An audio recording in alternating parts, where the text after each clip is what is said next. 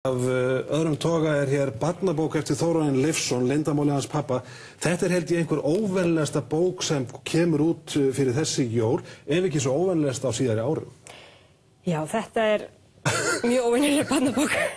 Þetta bók sem ég hugsaði, þessi bók lendir öðru hvoru með einhverjum svona ósýnileg mörk í huganum. Mín upplifun var sú að hún lendi réttu megin við þau mörk. En þarna vægast sagt, þetta sem sagt bók með foreldravandamál. Við erum hérna með 2 systkini og þau eiga pabba sem býr yfir hræðilegu leyndarmáli og það kemur í ljós mjög snemma í bókinni að pabbi þeirra, hann borðar fólk. Það bara og byrjar að borða kennara. Já, og það kemst allt í gang þegar sem sagt hann borðar kennara á foreldrafundi. Svona foreldraviðtali, Og þau þurfa einhvern veginn að ráða fram úr því hvernig það að eiga pabba sem borðar fólk og þau geta aldrei búið öðrum krökkum heim.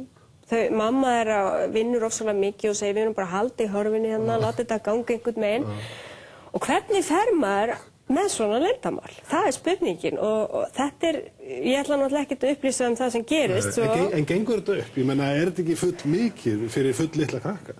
Það náttúrulega auðvitað spurningi sem ég spurði, þetta of hræðilegt? Því þetta náttúrulega alveg hræðilegt.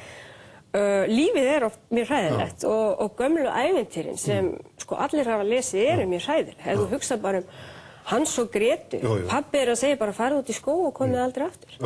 Hvers konar pabbi það? Ég menna það ekkert betra í sjálfu sér en að vera manna þetta. Þannig að ég held að börn þoli alveg hrylling, en ég held að þetta sé bók sem börn og fullorðnir ættu að lesa. Þetta ekki síður bók fyrir fullorðna. Já, vel skrifuð?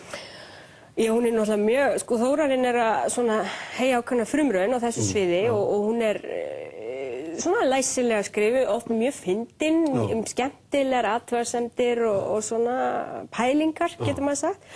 Og hann myndskreytir hana sjálfur, þannig að þetta svona heildarsvipur á þessu öllu. Og myndirnar auðvitað út í ákveðna grótesku eins og bókin sjálf, en í henni leynist auðvitað ákveðin annar sannleikur sem ekki bara mannat, heldur bara öll þau heimili sem búið yfir leyndarmálum. Katrín Jakobsdóttir, þetta byrjar vel, bókajólin eru í aðsigi. Við þurfum að segja þetta gott, hérna var Biblían, krimmi og mannætu barnabók og pólitíkin og öll þjóðmálin.